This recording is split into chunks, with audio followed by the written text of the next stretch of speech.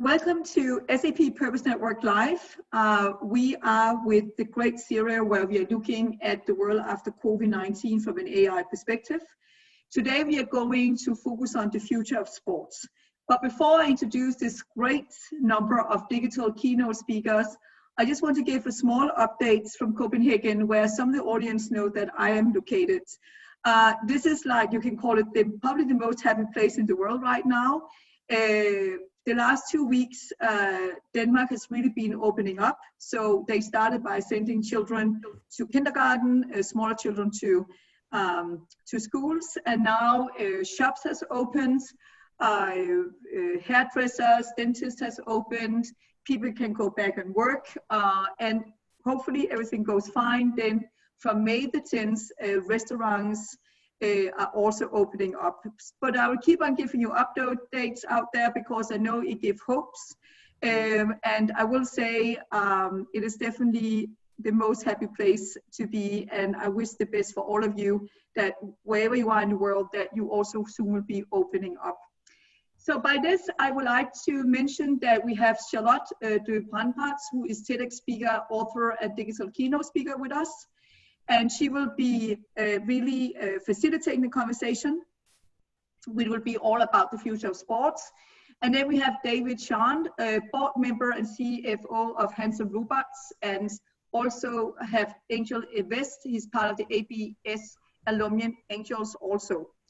And of course, the digital keynote speaker. And then we have David Melzer, who is co-founder of Sports, One Marketing and ex-CEO of Light Steinberg Sports and Entertainment, also an author and digital keynote speaker. And then we have a guest with us today, which is Nick Hayden, founder and CEO of Sports Biz Group. So all over to you, Charlotte, and speak about the future of sports. Thank you so much, Anne, for this wonderful introduction, and greetings from New York to Denmark. It is a great pleasure to be here. It's such an honor, and nothing better to start this morning with the future of sports, one of my great passions, especially me coming from motorsport nearly a decade. So in this series, you will learn about the future of sports possibilities and lessons learned from COVID-19 from an AI perspective. Let the force of technology take control. Learn how to contribute to a new powerful world, helping people increase their awareness so they'll be able to leverage technology to its greatest advantage instead of letting technology use them. This era will not simply turn sports back on and the world will just be fine. This is far-reaching and long-lasting impacts that we can imagine. And that's the reason we are here together to discuss this important topic today. Sports have drawn people together to cheer for their heroes for as long as there has been a record really of human activity. Sports are timeless, yet each generation, new technology and social dynamics have changed and intensified how we experience sports. And in the past 50 years, we have seen many radical changes. Broadcast television, cable, credit cards, salary caps, player unions, integration, globalization of the fan base, shared revenue agreements, and not to forget 100 million US player contracts. So the changes on the horizon will likely be even more disruptive. And discussing the future of our industry can be anxiety-provoking, simply because so much seems uncertain. No one wants to bet on the wrong trend. 25 years from now, we want the next generation to look back at this time and appreciate the groundwork which we laid for them. AI, also known as artificial intelligence, is just revolutionizing sports and elevating it to the next whole new level. AI in sports is here to stay, and as the new technology improves through better sponsors, processes, and algorithms, it will become even more important now than ever before. whether through an internal IT organization or via external AI platforms. Sport organizations now need AI to successfully compete at the highest possible level. So without no further ado, I would like to introduce our keynote of today, David Meltzer from California, the co-founder of Sports One Marketing. He's also Variety's magazine Sport Humanitarian of the Year and the host of Entrepreneur's #1 podcast, The Playbook. David is the former CEO of Lake Steinberg Sports and Entertainment, which was truly the inspiration for the movie Jerry Maguire. Most recently, though, David was awarded the most valuable philanthropist at the Super Bowl. So, David, it's over to you. Thank you, Charlotte. What a great introduction, and thank you everyone for joining. Obviously, sports is such an integral part of everything that we do. It's the great unifier, it's the great release, distractor, and among other things, a great economic source. Many corporations, including SAP, rely on sports to communicate their messages and to attract customers and clients and associates to their business. I'm going to take you through 3 different things where AI are so essential in understanding sports.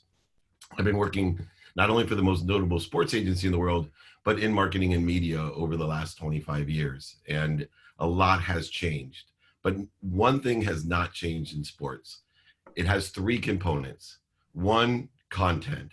Since the early Greek days of the original Olympics, it was content. Second place is access. How are people accessing it? In an arena, in a stadium, in their backyard? It doesn't matter. You access this content in a variety of different ways. And then what mediums are we looking at it in? And all 3 of these have changed over the last decade in an exponentially accelerated rate. And now, because of COVID, it's even accelerated more. So looking at AI, anywhere there's content, all of that type of technology will be applied just as if there.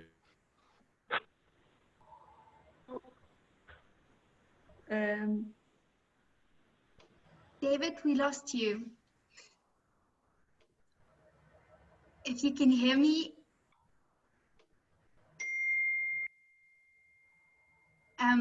David, we cannot hear you. You need to unmute yourself. Fantastic. Muting me. We hear you now. Fantastic.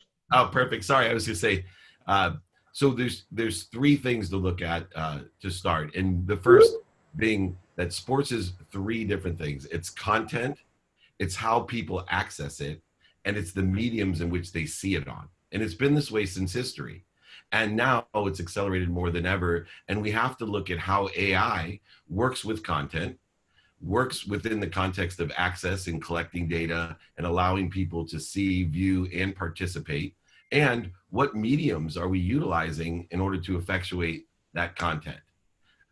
Moving forward from there, Shakespeare was right a long time ago. The whole world is a stage. And what's accelerated the most during COVID is that all sports now are really just a stage sport. And it's going to be a while. I look at it as a football game. I know last week we talked about it being a baseball game and we were in the first inning. I see this as a football game. We're in the first quarter. There's going to be a halftime and maybe a couple overtimes. But with sports, the one key factor will be the vaccine. We need to work our way back because there will be no mass gatherings. There will be no Super Bowl parades and millions of people gathering for races and masters until we have a vaccine. You can already see the risk involved just by one person being infected or asymptomatic of the disease. We need to have a vaccine. So you have to use that as the dependent variable on how are we going to execute on the release of viewing sports. The first, obviously, is the stage theory. Shakespeare came up with the whole world is the stage. So we have to look at 4 components of the stage theory. Number 1, how are you going to use AI to capture content, right? AI is specific in capturing the content. Why? So it looks real, so we can get emotionally attached. when we capture this content, it has to be captured not only in a specific way to have emotional attachment, but it has to be formatted and captured for each of the different specific platforms in which people access it on. And so the second modification, there's different ways, as you can see, pre-COVID with the red zones and different way that people have appetites for sports and the incremental units and highlights and overviews of sports. So capture, modify, and then amplify. We're amplifying these sports. How are we AI is an exceptional tool to accelerate the amplification to billions of people at one time on demand.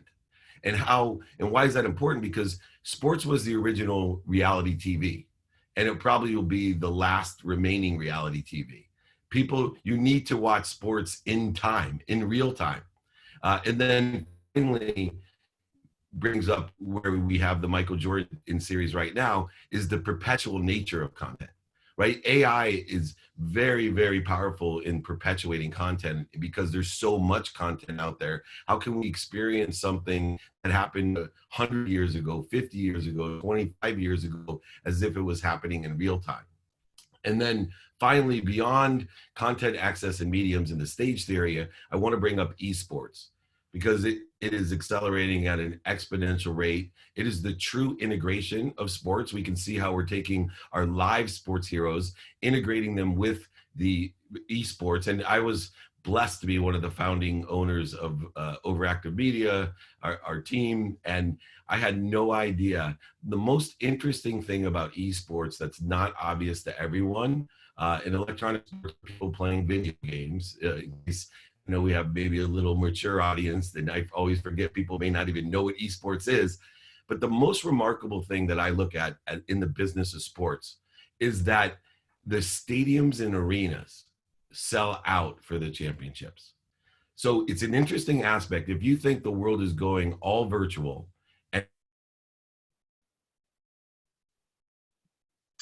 David, we can't hear you.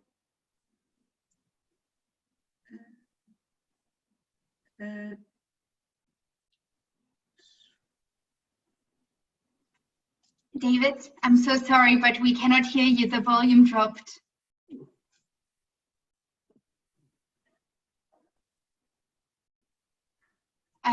We cannot hear you.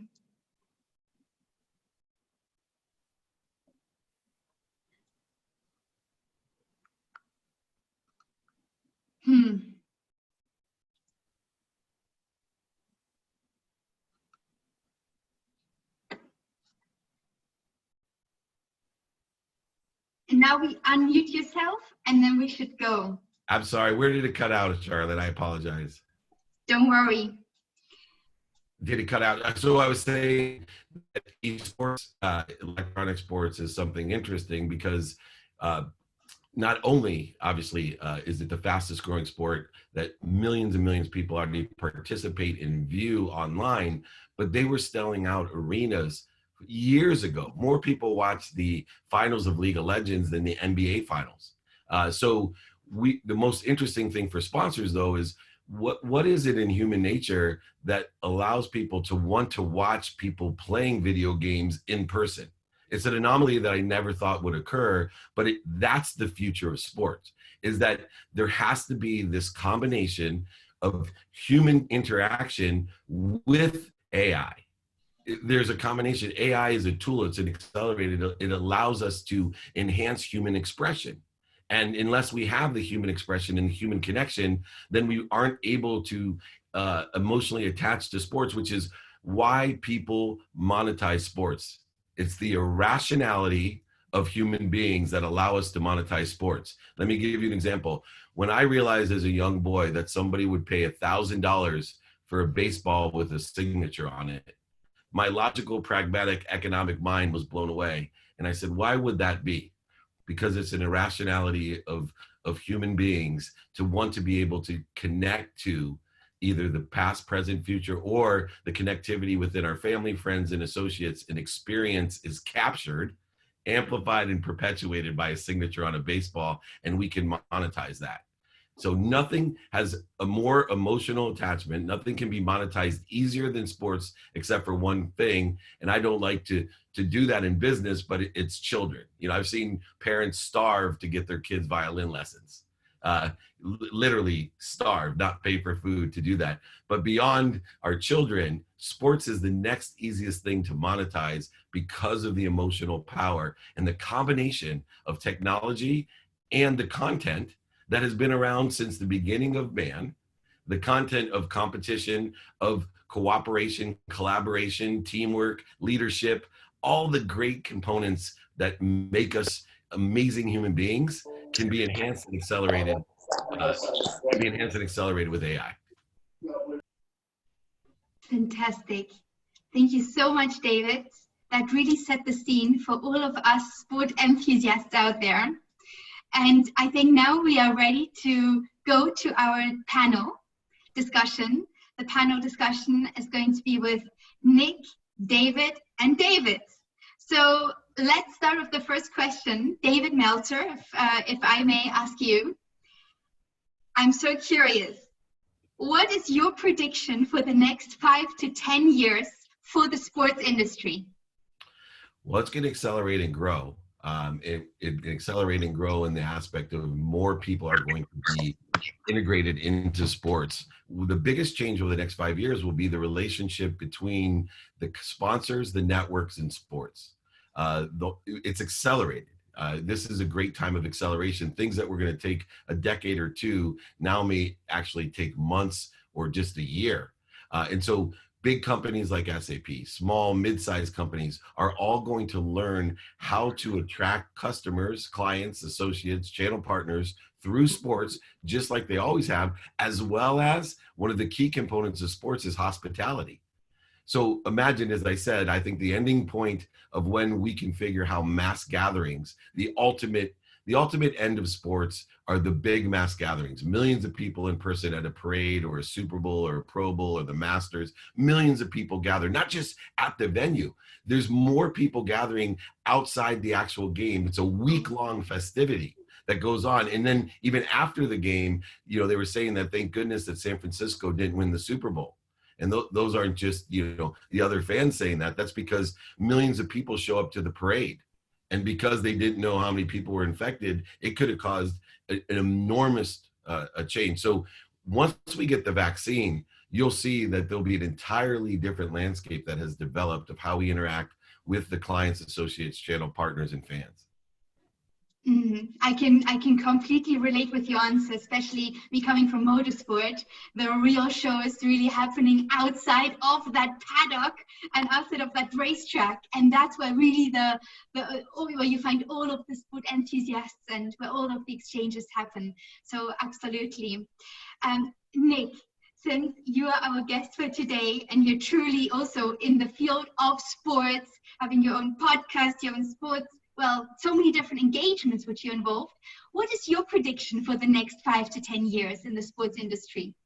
Absolutely. Thank you so much, Charlotte, for having me on. And I think, you know, I had some really bold predictions 5 to 10 years before coronavirus. And, you know, I have some new predictions as well, I think, as a result of this, which would accelerate it. But some predictions I have that are new because of coronavirus is that in the next 1 to 2 years, you're going to see a very aggressive innovation towards virtual reality and augmented reality to create a digital experience. And as that progression occurs in the next 1 to 2 years with the development of the technology, that in 5 to 10 years, we're going to have digital experiences and physical experiences, and it's going to be a hybrid of both. So my prediction is that VR and AR is going to have a massive opportunity during this time to get it into mass adoption. So once that is in more hands, we'll have a digital experience and an in-person experience once a vaccine and it is safe to go back to in-person events. So it's going to be really interesting to see the hybrid of in-person and digital experiences. So that's kind of a newer prediction, I think, as a result. Something that I've been thinking, you know, regardless of coronavirus, is that, you know, artificial intelligence will garner the largest venture funding in the sports industry in the next 5 to 10 years. And it's going to change how people, athletes, teams, leagues, brands, everyone engage with it. So I think that before coronavirus, virtual reality and esports as well will surpass at least one major sporting league in 5 to 10 years. I think with the mass adoption and how many people are participating, the combination of esports and artificial intelligence, I think that's the future for the next 5 to 10 years. Absolutely. We are definitely up there. And David Chen, over to you. So we're talking about all of this in the context of COVID-19 and how it's impacted various sectors. And today we're talking about sports. And I like David Meltzer's framework of the 3 components of content, access, and medium. And I can just say that, I've seen personally in various access points, I mean, people are able to access more content now and also participate. So when I look at sports, part of it is about the fan base that would watch sports and, watch on television or watch it live. The other base is really people who participate. You may not be a pro player, but you could be an amateur and just enjoy, basketball or football. And the question is now, how can this era of what we see now of changed behavior due to COVID-19 give us a different level of participation? So case in point, I mean, I've been a practitioner of Japanese karate for decades, and used to have to go to the physical studio and train with a very, senior teacher, and it's a very physical kind of in-present experience. But now, because of COVID-19, we have masters from around the world streaming live lessons for free every day. So literally, I'm at home training every day, and it's a very different experience, but it's giving me access. So as a participant, as a practitioner, it's giving me that level of access that I didn't have before. And I believe that AI plays a role in all this because it's all about data. Think about all the people that are participating online, whether you're watching or whether you're participating, and how all that data, that video data, that maybe it's analyzing your, your movements, analyzing how you perform, analyzing, the viewership. And that, I think, becomes a business monetization opportunity from my perspective. So to Nick's point about additional venture funding going into esports or things that sort of over the next 5 years, I think will be a very interesting opportunity. So I think the landscape is changing, and what we're seeing is that really a closing of the disparity in terms of the people's ability to kind of access some of the content that they wouldn't see otherwise. So I think AI will continue to play a role in all this going forward. And we're still trying to figure out what that means in terms of a business model for many folks. Mm-hmm. Absolutely. Very interesting. And just keeping that momentum, now moving to athletes and their physique, really. David Meltzer, over to you. How do athletes improve their physical being through AI? Well, David Chen kind of touched on the data that is available and was before COVID. I think even more interesting than what's obvious to people that we are going to have better techniques, better nutrition, all the areas of sports that have made great athletes. Being able, so important in the sensory cortex of what we're able to see and relive. So if you're a quarterback in American football, being able to see the defense virtually has been a huge thing, and do different reads and just practicing the mind so you're conditioning more efficient, effective, and statistically successful behavior. What's most interesting in the context of sports with the UN initiatives, to me, the new athlete is completely equal. What I love about esports is it's the great equalizer of sports. Coming from someone who dreamed of being an athlete, but my quantum DNA would not allow me to be LeBron James no matter how hard I tried. What I love about esports is male, female, tall, short, even with disabilities. We can play sports in a competitive nature, and it comes down to the reason we want to compete is who wants it more. Right? I love the fact of those people that must be what they can be.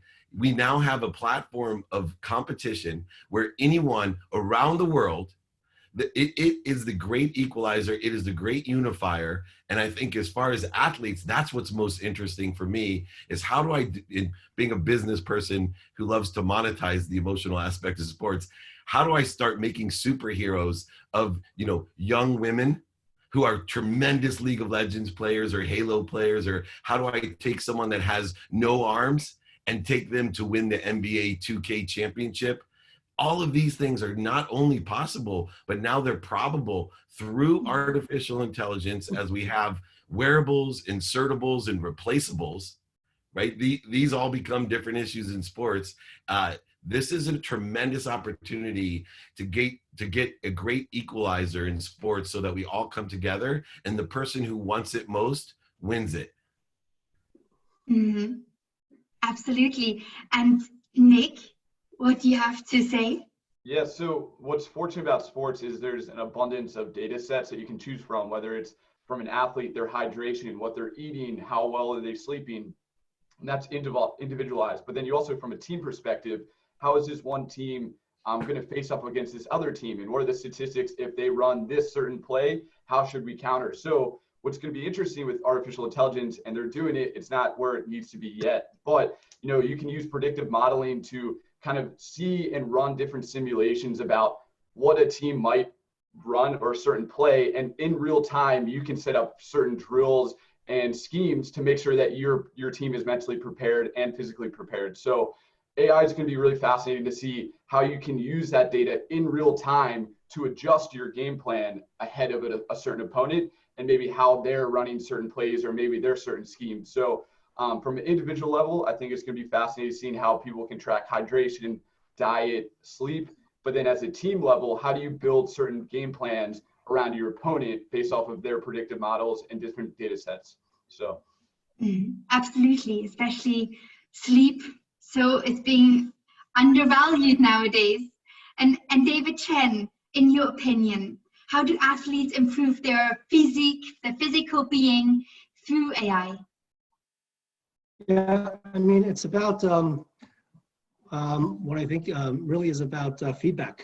And I think AI can provide additional feedback through data, through the algorithms, to optimize their own levers of performance. So, for example, it could be a particular recommendation about a certain technique or strategy, and that becomes much more available to the players. And, typically teams, they've got coaches, right? Coaches that provide strategy, provide the drive, provide enthusiasm. But now I think this also becomes a tool for the coaches to better coach their teams and better point out certain things that they wouldn't have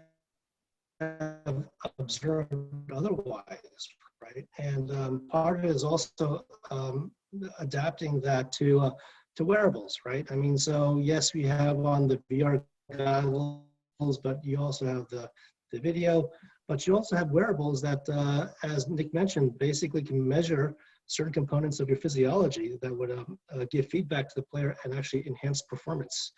And as David Meltzer pointed out, I mean, you can be a very different physique, but you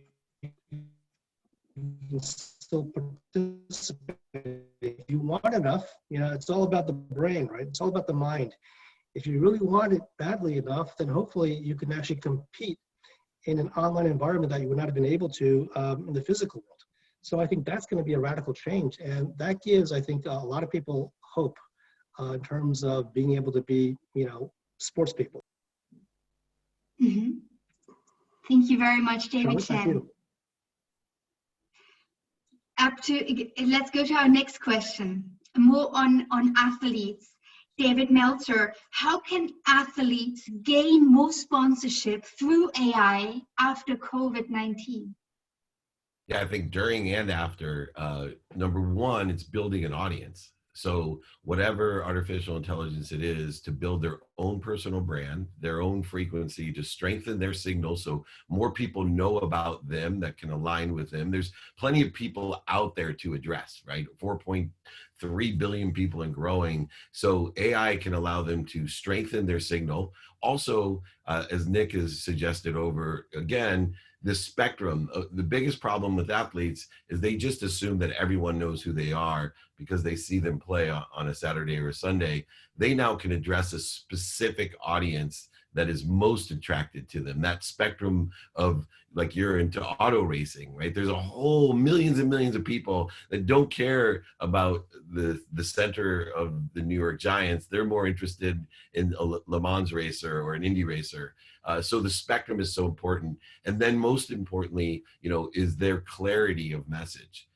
Through feedback, as David Chen mentioned, we can understand what people are hearing. Lou Holtz is a famous football coach at Notre Dame. And I loved when he always used to say, David, it's not what I say, it's what these kids hear.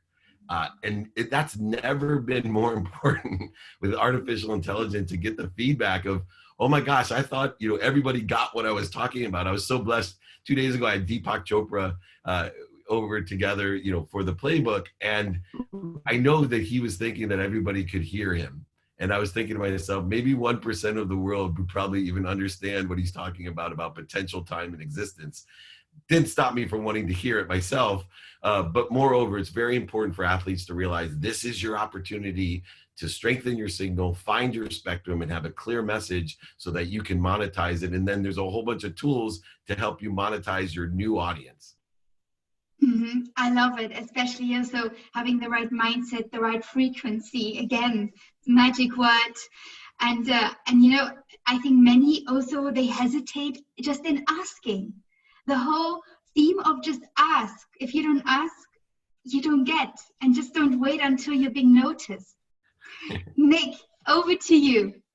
Yeah, absolutely. So, it's definitely been clear that sponsorship value has decreased over the past few months. There's no in-person games, so sponsors are pulling back, but I still think that sponsorship is available now. You look at the NFL draft that's happening remote tonight. You have Bose, Lowe's, some big brands that are, pumping into in-home experiential types of activations. It's not going to be as maybe effective as an in-person stadium activation, but they're still going to make it work. So I think with AI, athletes will be able to better understand their metrics and data to find their target audience quicker and attract them and build relationships with them quicker. So I think from an athlete perspective, they definitely could use AI, but I think the real question is about, how do brands best use that data? I think brands need more help leveraging that data to find the best athlete rather than athletes leveraging that data to find the best fans. So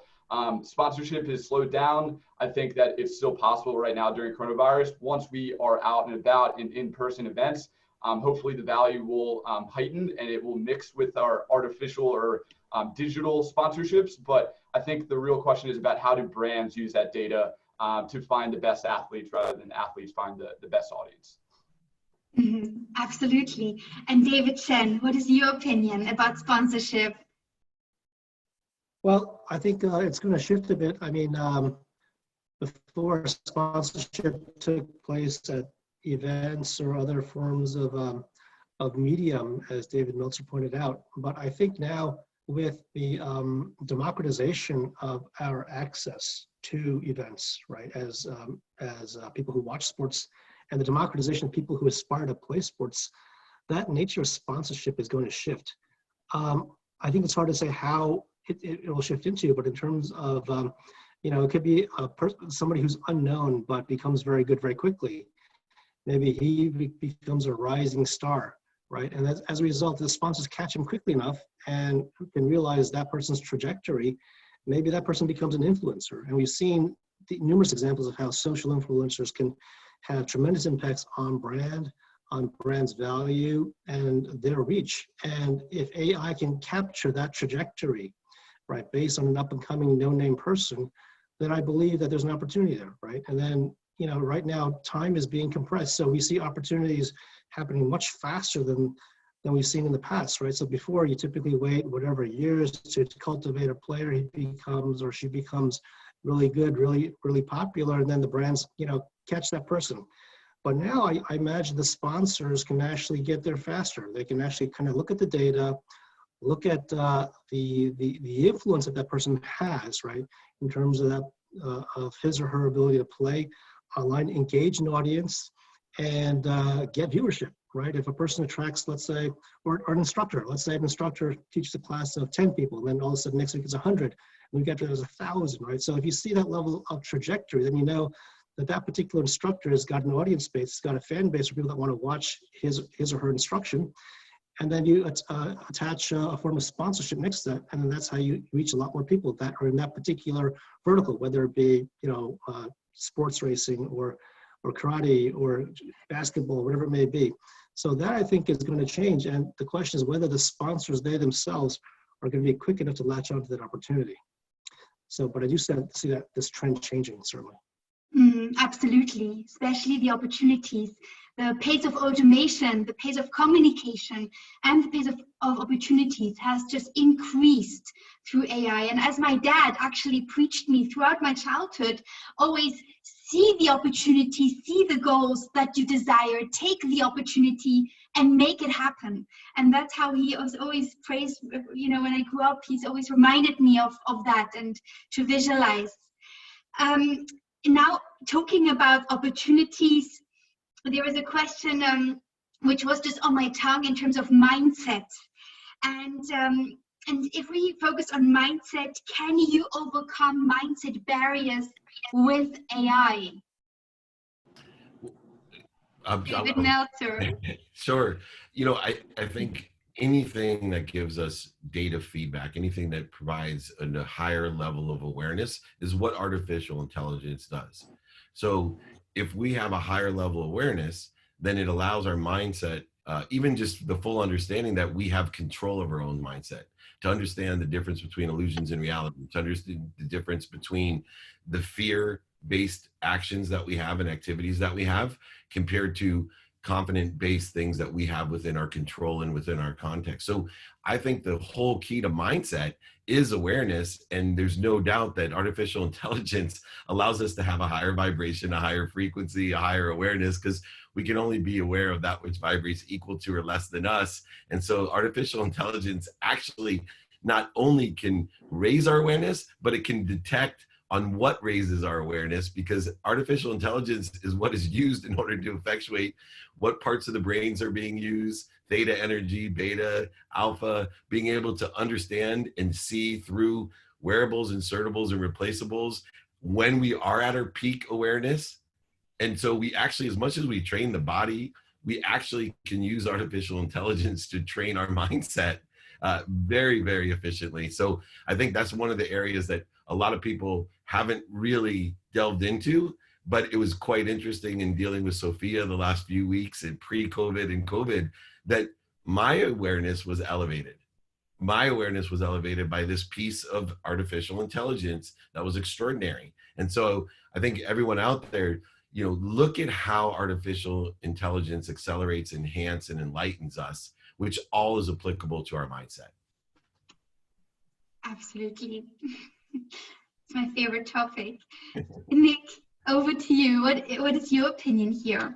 Yeah, I think just looking at it, I agree with what David was saying right there. And I think that artificial intelligence, it's a very difficult concept for a lot of people to grasp, and the scale on what it will become. So I think there is a mindset of just educating people on a base level of what it is, because not enough people can grasp that concept. So once you understand it, there's some people that are very sophisticated, know the coding element and how to build those machines and learnings. But from a basic level of people adopting it and utilizing artificial intelligence, I think there is a big gap of people just understanding what it is capable of. So it's important, I think, to educate people about AI. It's the same thing with like blockchain technology. Of people use it every day, they don't understand the capabilities yet. So I think it's important for all of us to, you know, help educate people about the capabilities and how they can use it for their life. So I think that's the mindset barrier. I think a lot of people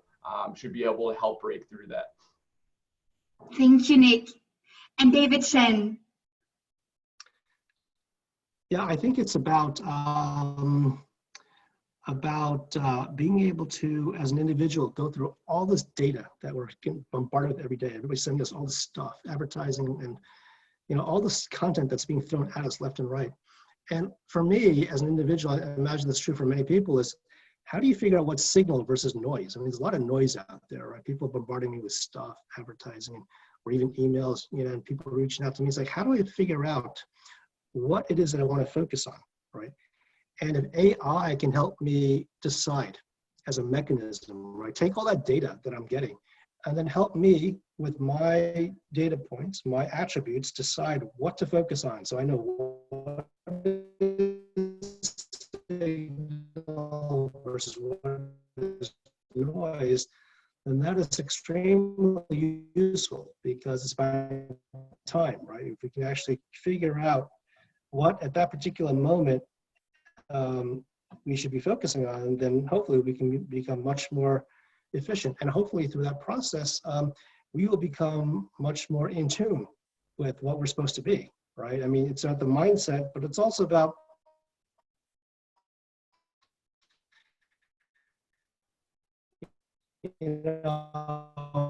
we're, in many respects, where the universe wants to take us. If we're in flow with that, then hopefully AI becomes a tool. It becomes a tool to kind of go through all that data and give us some decision points that we can latch onto and say, okay, that's the answer. If I had do this particular technique versus that particular technique because I'm more a natural for that, then I would follow that. Assume that I'm better at that particular thing and hopefully merge, better than my competitors in that realm. So in that regard. Thank you, David Jen. And our last question for the panel. And we have also some questions from the audience. But David Meltzer, in your opinion, how has the virus, the pandemic, truly impacted the sports industry? Economically, it's been devastating. When you realize the not only economic effect of not being able to have large gatherings, the amount of people that are employed in this multi-billion-dollar industry, the amount of companies that drive traffic to their businesses, the amount of exposure, awareness, and community, it is, to me, almost unfathomable of what has occurred in such a short amount of time. Remember, it was on one Wednesday that someone in the NBA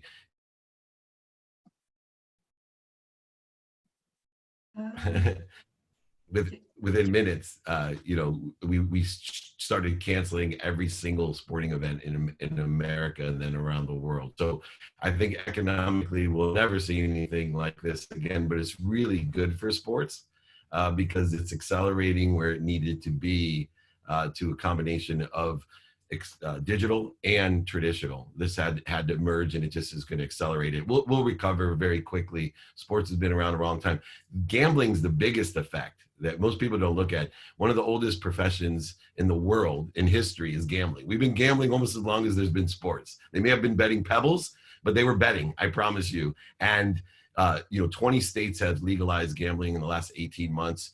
The economic effect of the gambling may be more than the natural big gathering not being allowed. So once those two come together, and AI plays a crucial role in gambling in so many different aspects. It could be its own seminar, gambling. So I think you'll see we will return. All the aspects of sports are still there. It'll just be different, and hopefully it'll be better. Fantastic. And Nick, some final words for you. Yeah, so it has been devastating. You've seen massive layoffs. You've seen an entire league actually default with the XFL. So it's unfortunate to see a lot of my close friends are becoming laid off from the coronavirus because there's no games. So it's unfortunate, but there's a lot of optimism because it is accelerating where we need to be quicker. I think what sports and entertainment does, it moves culture forward. So right now we have to think of new innovative ways to rally sports and get to that first game back quicker. So, we want to make sure that everything we're doing is in the right way. We don't want to rush back into games and then, more people get coronavirus and spread it. So we want to control it. We want to be smart. But it has truly been devastating to sports betting, sales, sponsorships, attendance, everything that you can name of. But it gave us a kind of a rude awakening of, what if some things we should be doing right now to not let this happen again. So it's modernizing it. We're becoming smarter, we're becoming more savvy, we're becoming more innovative. So as bad as the immediate impacts are, I think it is setting us up to get to where we need to be quicker. So, it's painful now, but I think it's going to be growing pains, and we should see some, light at the end of the tunnel. So. Thanks, Nick. And David Chen, some final words from your side? Yeah, I agree with both David and Nick. I mean, the economic toll has been pretty steep, right, for organizations, for individuals, for players, etc. But I think the fundamental human nature, the desire to be entertained and seek entertainment and seek joy, that does not change, right? So yes, COVID-19 has had tremendous economic toll on the traditional institutions,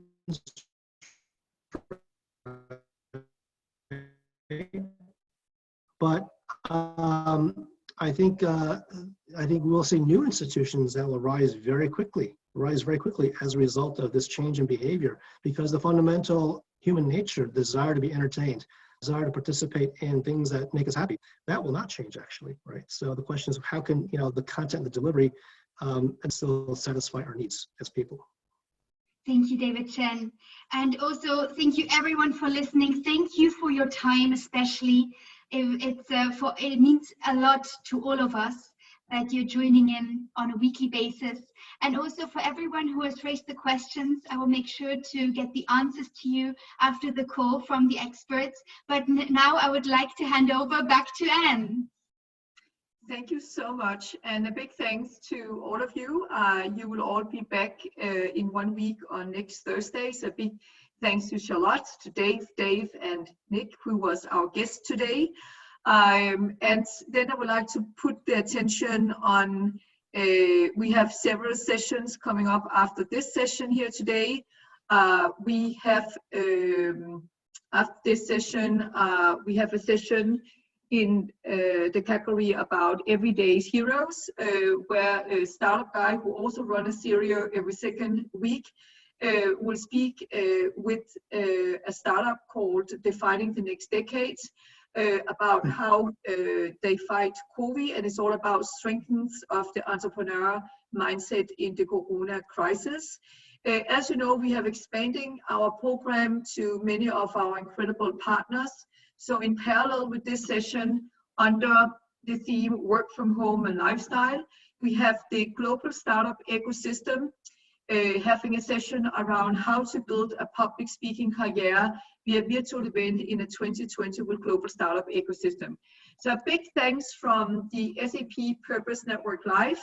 A big thanks to this exciting series, The World After COVID-19 from an AI perspective. Stay safe out there, and I hope to see you back on the platform. Big thanks from SAP Purpose Network Live. Thank you. Thank you so much.